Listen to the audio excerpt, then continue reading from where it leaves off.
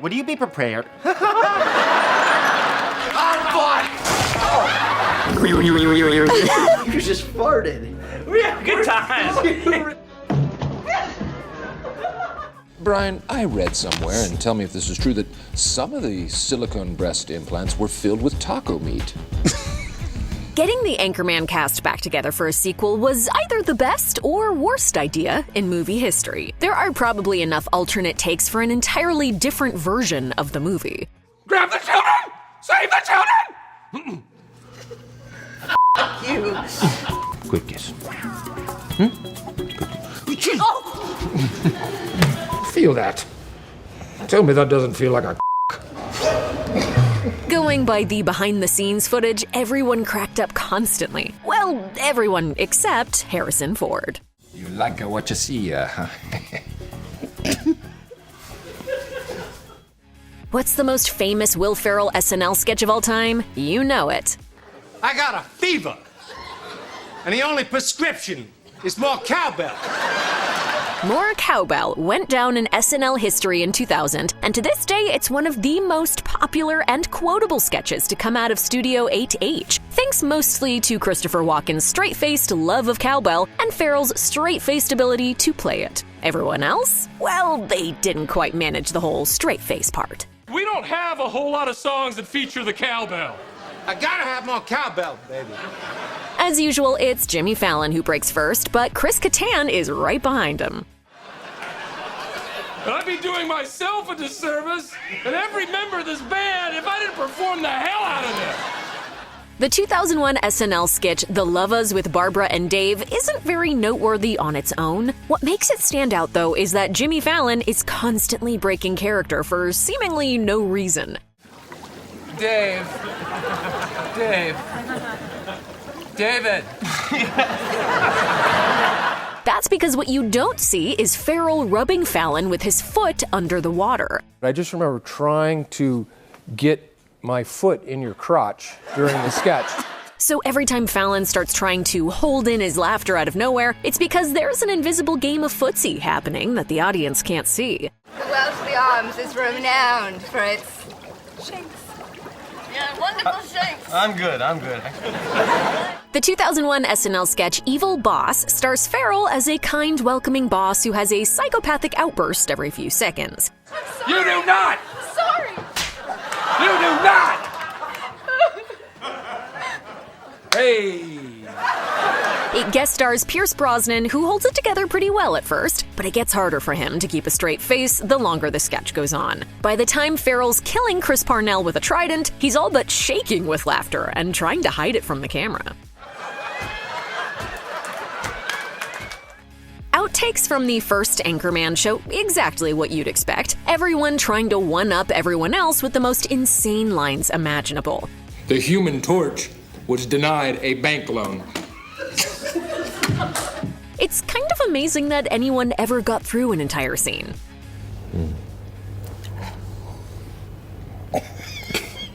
Stay classy, Ron. Stay classy.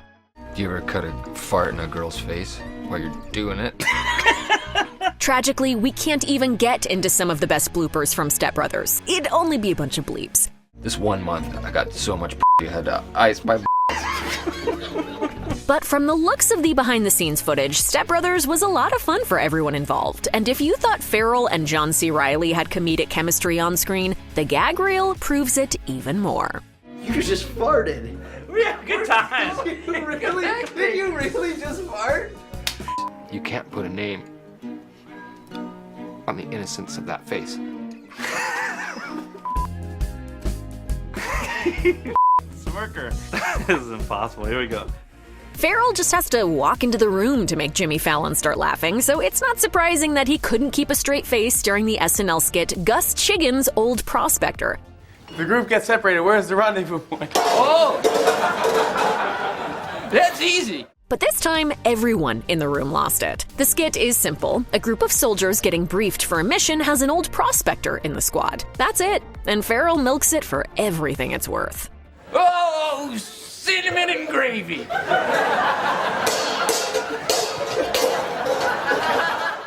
Between Ferrell, John C. Reilly, and Sacha Baron Cohen, the set for Talladega Nights rarely had a dull moment. Breathe in, relax. I know it's hard, but relax. No. I sure as hell am, Chip. Chip!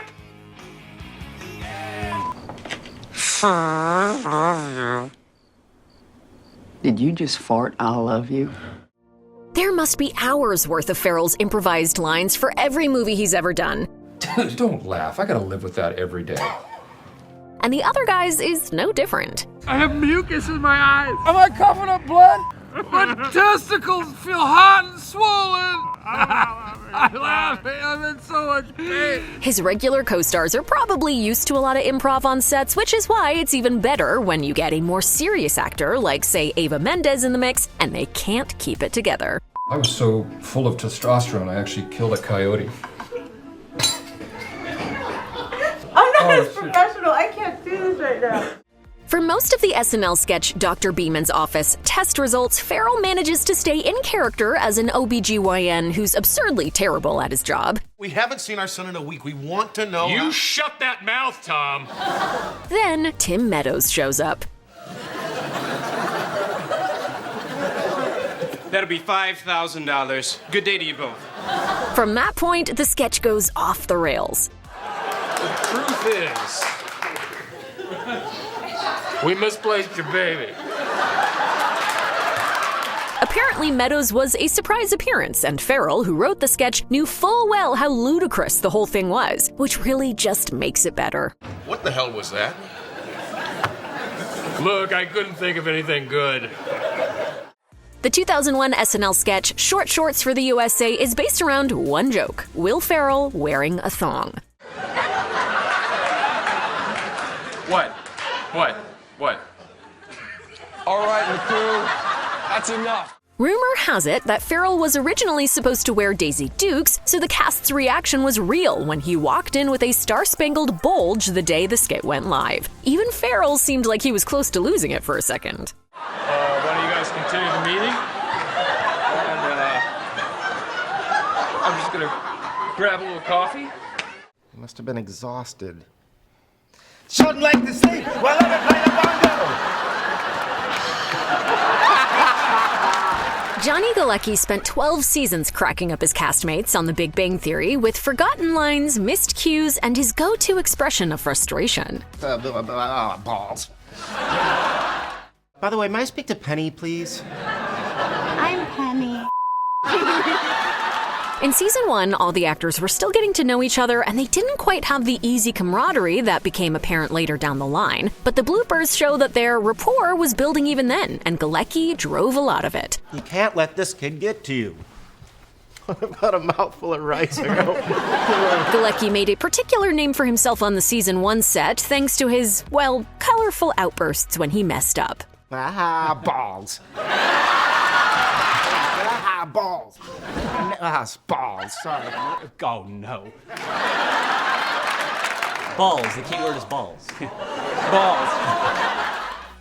The gag reels really started getting some life by season 2, even though by the second year, Galecki still couldn't work with the on-set food. Hey, you want to talk about not getting love from a parent? You know, you said this was apple juice.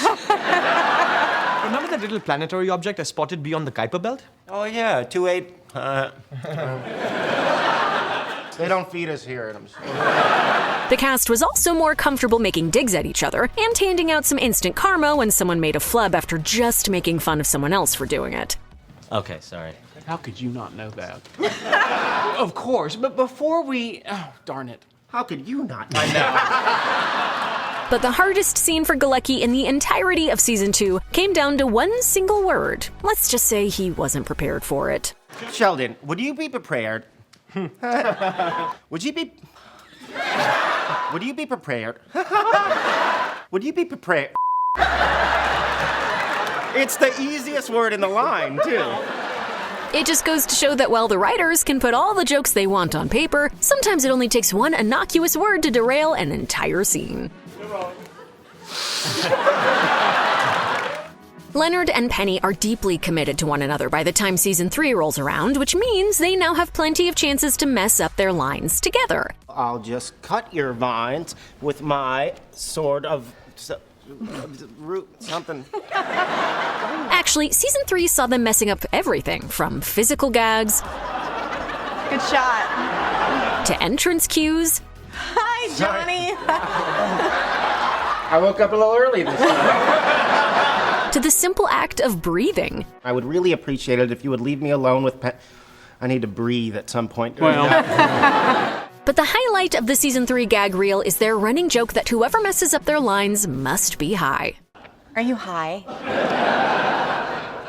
You'd have a better... Let me try that in English. Are you high? My point is, I do not judge a book by Hi. One of the scenes in season 4 that was apparently impossible to get through had Leonard and Howard sitting on a sofa with Penny while she exfoliated the bottom of her foot. For some reason, nobody could make it through that one with a straight face. Well, you defended me, right?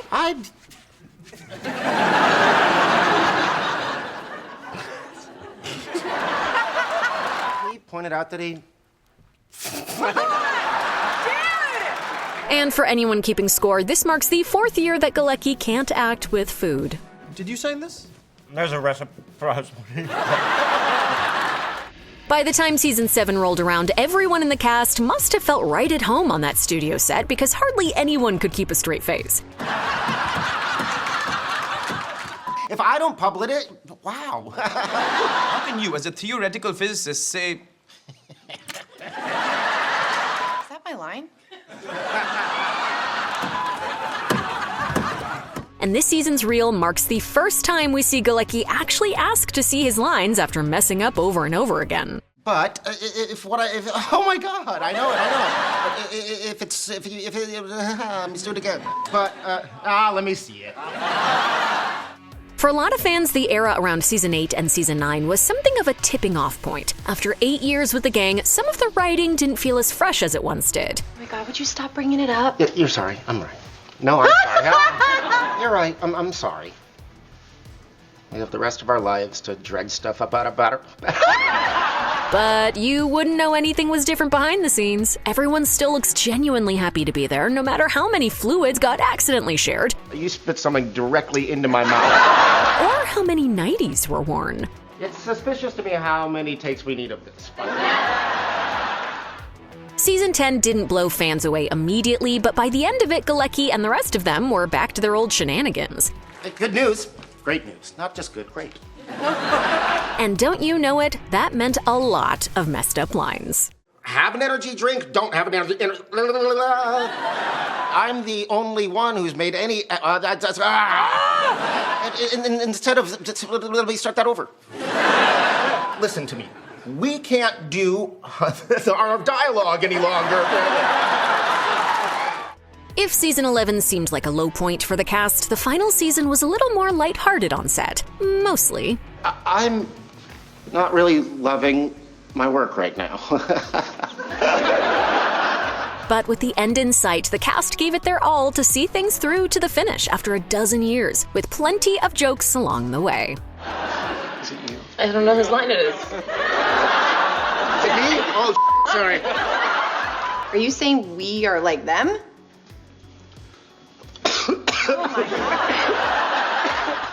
In hindsight, it might have seemed like we were being a little hard on Galecki in this video, especially with that whole eating thing. So here's a bonus round of everyone struggling to eat during the show. Enjoy.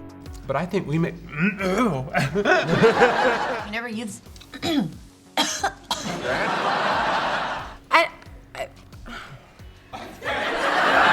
When I was honest... Neither of us would hit on her. I have cake coming. Look at this guy. Sorry, I'm joking. You're right. I'm sorry about yesterday. Oh, If I'm... God, those chips are good. Yeah. They're going down. Got anything to say to that, Galecki? Balls.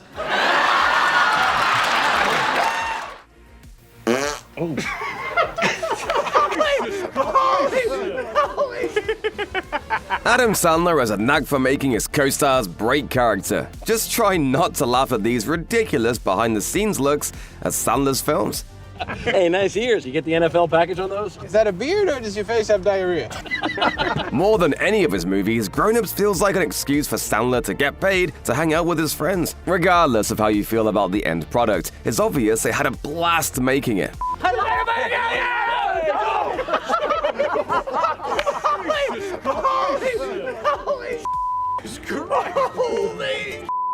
Everyone basically plays a caricature of themselves, which also led to so many jokes about everyone's careers. At least I'm not Paul Blart. Hiring Jack Nicholson to co-star in an Adam Sandler film seems like a really dumb idea on paper. But once he got on the set of Anger Management, he fit right in. Sure, he seems like a serious guy, but behind-the-scenes clips from the movie show Nicholson cracking up over Sandler's improv nearly non-stop. How about the boomer? No! Sometimes all it took to break Nicholson was Sandler laughing at the insane things a script had him say. Jelly stingers, trick sticks, bing bangs. Take off your pants. If you can get Nicholson to giggle like a schoolboy, you know you're doing something right.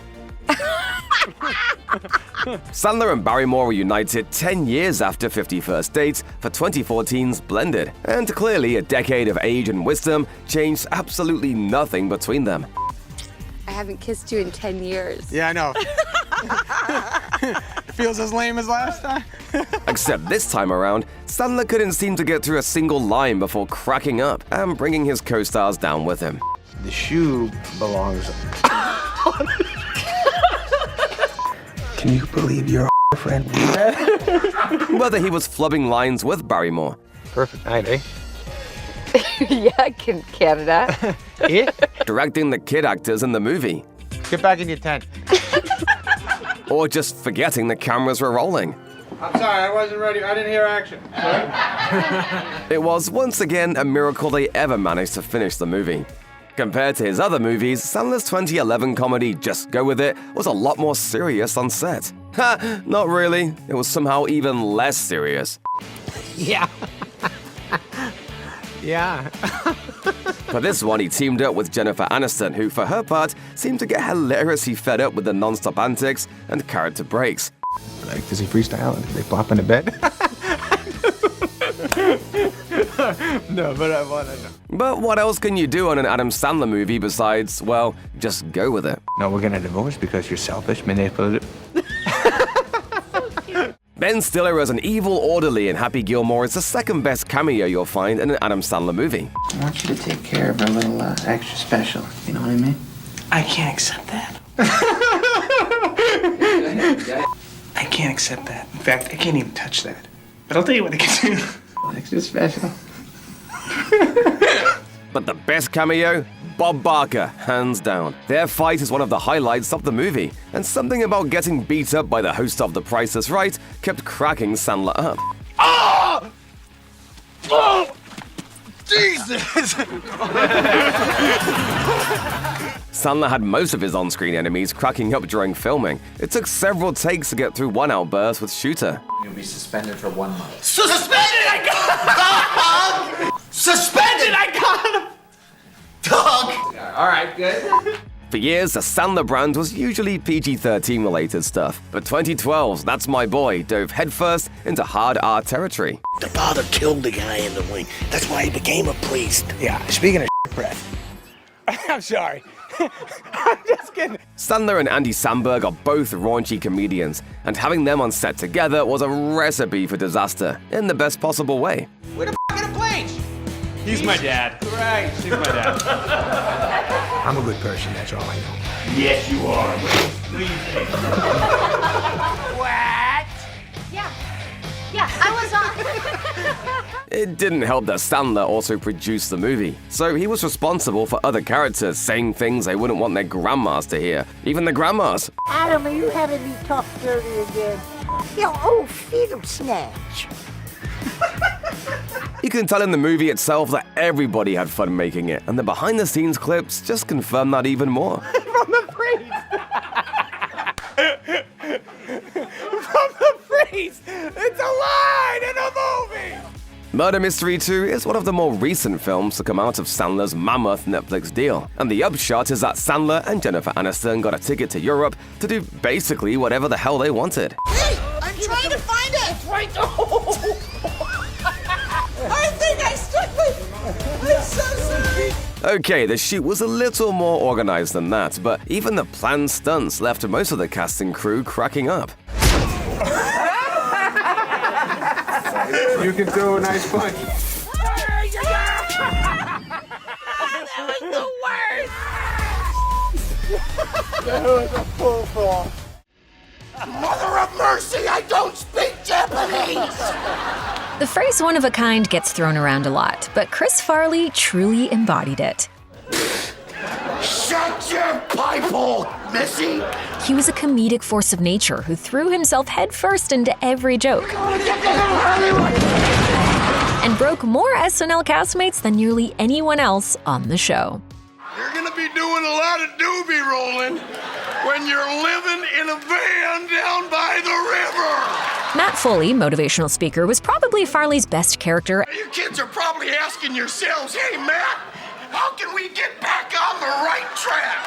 It's Farley's delivery that makes the sketch work, but it's David Spade and Christina Applegate progressively losing it that makes this one worth rewatching over and over. Plus, one of the show's most legendary character-breaking moments. There's you there!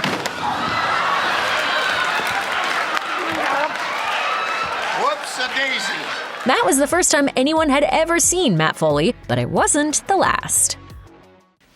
Thanks, Dad. I'll take it from here. How do you do this, Sean? Over a few more sketches, Matt Foley became an audience favorite, the kind of character that got cheers from the first whiff of a setup. And even though those setups were all the same, he never failed to break one of the sketch's other stars. Who threw the egg? And you're Purdy. Y bailan el flamenco. He even cracked himself up trying to deliver his iconic intro in Spanish. Yo soy tres divorciado. You can't exactly pick one Matt Foley sketch to call the best, but one of the best was definitely the one with guest star Christian Slater, who seemed to be having a ball just being there. I'll be extracting glass from my rear end in a van down by the river. Kevin Nealon, who was the longest-serving anchor during Chris Farley's time on the show, decided to go the straight man route during his tenure behind the desk. He read every story with total seriousness, except for the time Farley's wire rig caught on the stage lights. I'm flying! Holy shnikes! Look at Kevin! But I'm doing something! The fact that Farley never breaks character causes Nealon to lose it even more. I have a weight problem. Can't they lift me? You're almost flying, buddy. He finally got clear and soared over the audience, only for the cameras to cut back to Nealon still trying to get it together. Maybe the cables didn't clear the light, ladies and gentlemen. Watching old Farley sketches, you start to feel like he was constantly playing a game called Make Adam Sandler Break Character. His dance during Lunch Ladyland made Sandler lose it several times. Sloppy Joe, sloppy Joe. And having him play Sandler's wife in the Hank and Beverly Gelfand sketch makes it feel like the whole thing was literally conceived for that purpose. Oh, hear that, hey?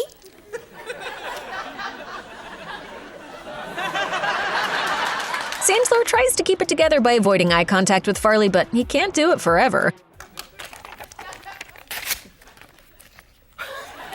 It really didn't matter if Farley was a main character in a sketch or just showed up for a brief moment. The second he opens his mouth, Sandler usually has to turn away from the camera. Freshy pepper. Why, yes! Of course, if any sketches were designed to give Farley a chance to make Sandler break, they were without a doubt the Hurley Boy skits. For the love of God, let the boy move in with you! The premise was just Sandler begging for work, with Farley, whose role in the sketch is brilliantly never explained, as an older gentleman who berates the audience for not hiring him. And every time Farley jumped in, Sandler was visibly trying to keep his composure. You vicious bastards! Let him move in with you! You'd think he'd get used to it, but even though the sketch made multiple appearances, Farley's perfect delivery kept catching Sandler by surprise. To this day, the sketch delivers. End of story, then I can't take it. You know? Season 20 of SNL is generally considered one of the worst in the show's history, and the episode hosted by Deion Sanders is generally considered the worst episode in the worst season. If there's any trouble, just signal. Captain, if there's any trouble, I'm gonna kick butt and then stack them 10 high. But amid everything else going wrong in the episode, Farley got the biggest laughs and got the entire cast to break character thanks to an unexpected wardrobe malfunction. All right, I'm rolling out!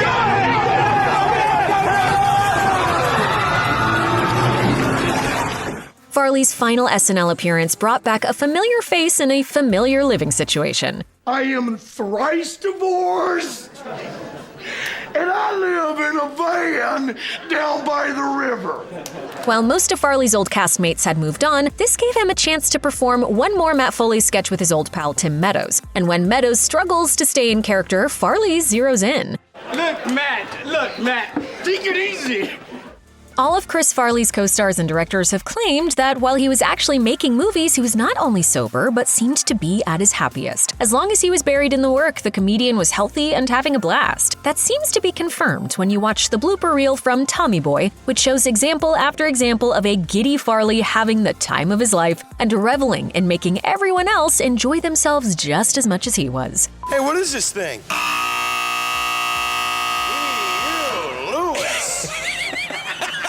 Farley's chemistry with David Spade in particular is electric, and there's a ton of footage showing how much fun they had between takes. Well, it hasn't changed me one iota. You know, a lot of times... That's it! Oh!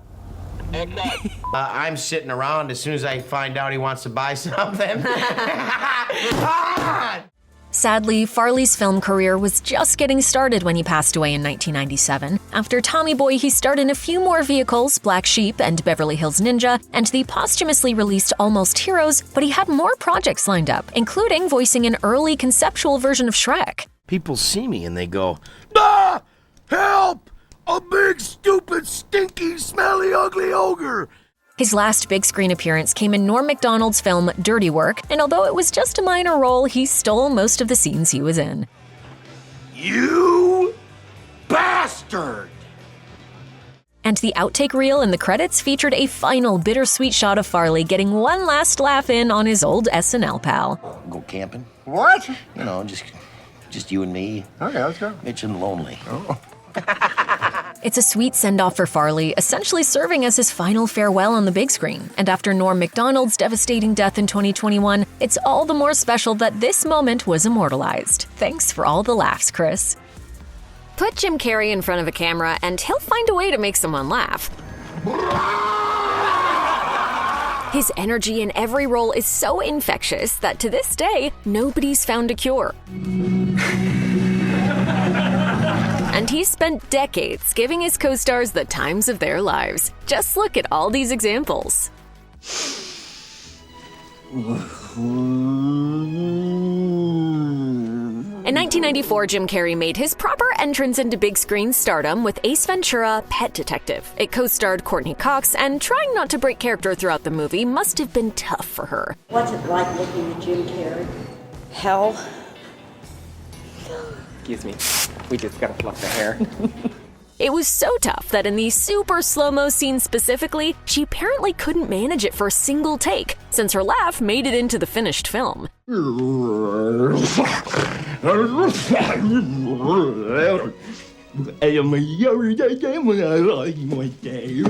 Even when she turns away from the camera, you can see her shoulders shaking. Want to hear the most annoying sound in the world?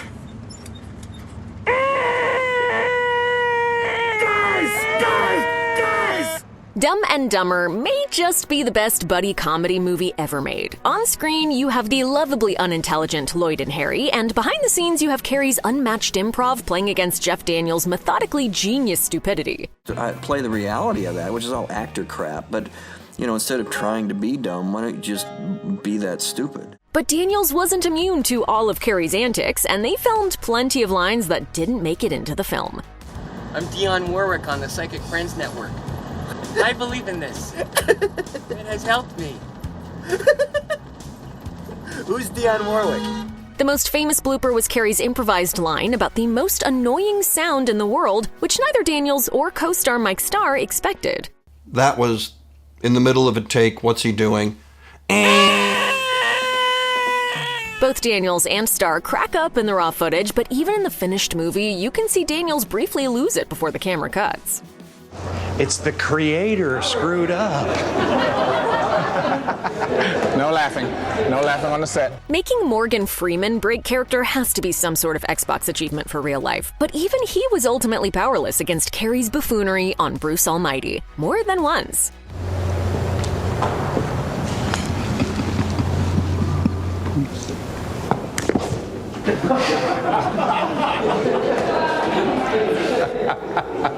Going by behind-the-scenes footage, it got to the point where Carrey made it his mission to make Freeman laugh.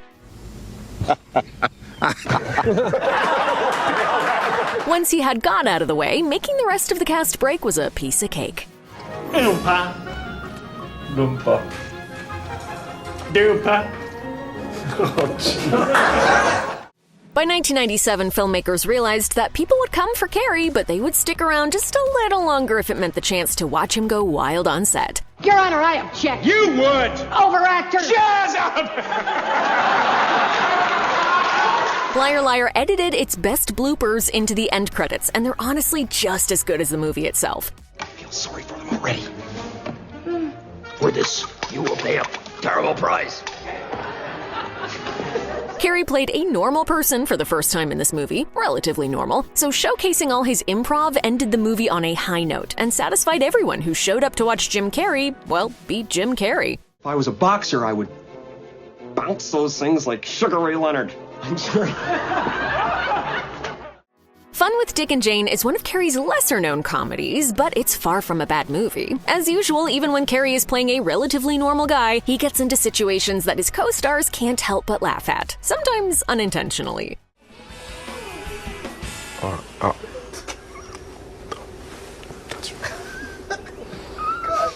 But when he breaks into the home of Jeff Garland's character with a voice disguiser that makes him sound like a robot, well, let's just say he had fun with it. Oh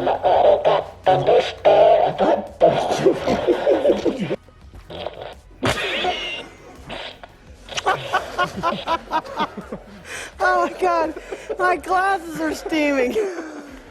It's probably safe to say that the bloopers for The Incredible Burt Wonderstone are funnier than the movie itself. Run to the top of a mountain, rip their off, boom bam. Oh my God. Oh my gosh. Carrey isn't the main character in this one, but his role was so over the top that he still stole most of his scenes, particularly with his ad-libs in one scene with Carrell and Buscemi. And the police goes, ape.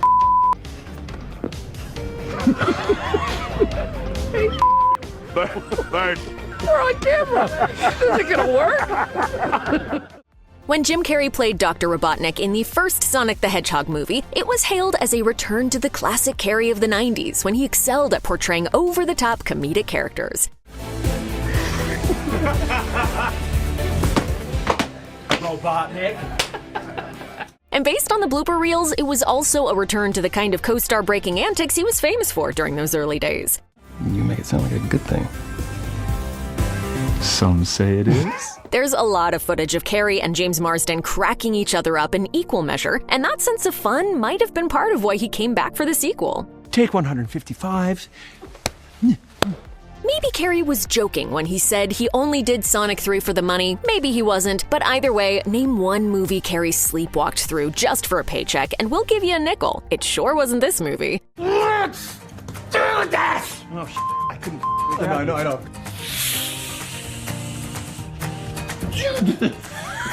He gave the movie his all, like usual, cracking up everybody on set with multiple takes and deliveries. There were rumbles that Carrey was considering retiring after Sonic 2, but a lot of people are glad he didn't. I feel like I'm eating a Yeti's. After auditioning for Saturday Night Live 3 times and getting rejected 3 times, Carrey would ultimately find a different path to sketch comedy stardom. In 1990, he joined the original cast of the Fox sketch series In Living Color, quickly becoming one of the show's biggest breakout performers. Is it hot enough for you? Hot and creamy.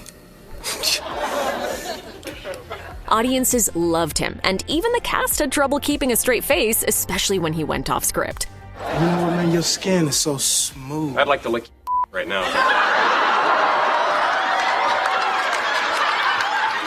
And with that, Carrey started a career that has brought audiences over 3 decades of joy, positivity, and butt talking. Thank you for all your cooperation. What's better than having no dads? Having a dad.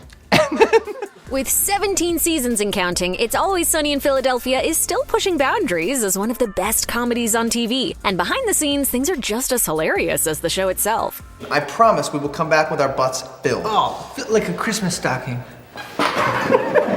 In hindsight, while season 1 is fantastic, the entire thing feels like the pilot for what the show was destined to be. And season 2 is where it started to pick up steam. First, Frank showed up, and Danny DeVito fit right in with the main cast when they started filming. You two aren't banging, are you? What? Okay, yeah, keep going. But more than that, behind-the-scenes looks show so much giddy energy on set that it's hard not to just enjoy how much fun everyone was having. That's good. Is it? It's like the best thing I ever wrote. Season 3 saw the show hit its perfectly demented stride, and back in 2007, it felt like the peak of comedy. We don't want your lukewarm milk, Liam. And start breaking bricks, wet nips. Or else, you know what I mean? With episode after episode of non-stop jokes, it's a miracle some of the scenes managed to get filmed, especially this one. All you gotta do is take those dance moves, man. That cream, that hot white cream you're talking about. Get all that hot white cream. Get it right up in his... Hold on, dude. Hey, man. You need to stop eating cat food. Don't tell me! Oh my God, what is that? Is that cheese? What have you done? Season 5 came along to teach us 2 things: how much our diets were missing cat food and milk steak, and how much the world needed to see Charlie constantly lose it at the mere mention of cheese. That's cheese. Is that cheese? Yes. How much cheese have you eaten today? God. What is that? Is that cheese?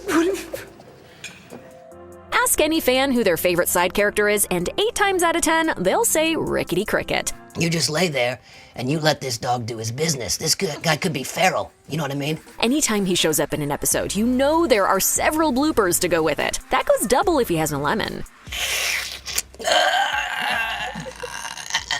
And even though he was only in 2 episodes this season, his scene in episode 4 led to some of the best moments on the gag reel.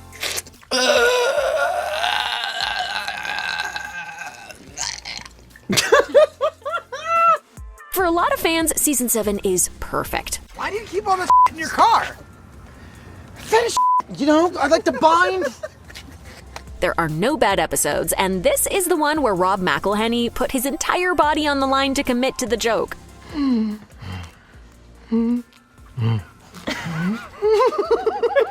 The entire blooper reel is just as funny, especially the way none of them could get through their lines once Dennis pulled that collection of props out of his trunk for the finale episode. What is that? You don't just do it. I like to bind. I like to be bound. Fast stuff. I like to bind. I like to be bound. It's kind of amazing they eventually managed to get a serious take. What up? Do you have good ideas? What up? 3, 2, fight milk! Trying to top season 7 must have been a challenge, but the 8th outing continued the streak as one of the best seasons of the show. So you want me to push it hard and fast, or one slow push here, or like little circular pushes? How do you like it? Just push the button, Charlie. Okay. And getting through the gags was apparently as tough as ever, whether it was Dennis's British accent. Stop! Chorla. Or another one of Charlie's descents into madness. Mac, you know the best thing about time travel movies? They're full of surprises. Another year, another consistently high-rated season. Even if one of the episodes has since been pulled from streaming. Let's just say if you know the one, you probably know why. Everyone was in top form across season 9, particularly the last episode, which pulled in a ton of fan-favorite side characters. I'm very aroused. Very good. This was a dark, chaotic season to be sure, and the gag reel shows everyone desperately trying to keep it together as the scenarios get more and more absurd. It's all part of the charm of It's Always Sunny. Most comedy shows peak by the 3rd or 4th season, but season 10 of Always Sunny proved that the gang was the gift that kept giving. What should I do now? I don't give a shit. Why are you here? The highlight of the season was easily the long take in Charlie work, but the highlight of the gag reel is Charlie and Rob trying to keep it together while Rickety Cricket explains what you gotta do in the streets. We can't spell it out for you, but let's just say you gotta fake it. You know, the guys that don't fake. You fake. Are you telling me? Are you telling me that? Well, sometimes you don't fake it. Okay. And it just ends naturally. Okay. Season 12 may not have been the best year for It's Always Sunny in Philadelphia, but it was memorable in a lot of ways. I want to sit down. I want to relax. And what happens is it pushes you back. That hurts so much. It seems like every year they're together, the cast's easy chemistry strengthens, and that's more apparent than ever in the season 14 blooper reel. Too fast. Too high. What we need is an algorithm. Well, Dave, that's just too late. Too late. He probably poisoned himself to get out of working his party. The show was flexing its popularity at this point with the themed 40s episode and getting Dolph Lundgren in for some extended scenes for Thunder Gun 4 Maximum Cool, but it still has the same beautifully demented humor despite the higher budget. Are we done here? Or? Yeah, let's just go. God. Season 15 proved without a doubt that It's Always Sunny was never going to quietly fade away. This season kept the running jokes going and added plenty of new ones, and as usual, plenty of bloopers. I like girls. Yeah. I'll take you down, dude, but actually, go ahead and try. Well, no. Look, we're gonna buy this ring. Do you want to be like a part owner with us? Yeah, we could really use some of your positive energy. You'd think by season 16 production would be as smooth as a well-oiled underground hair salon, but... How could you do that? Crazy. Now she's This is insane. Well,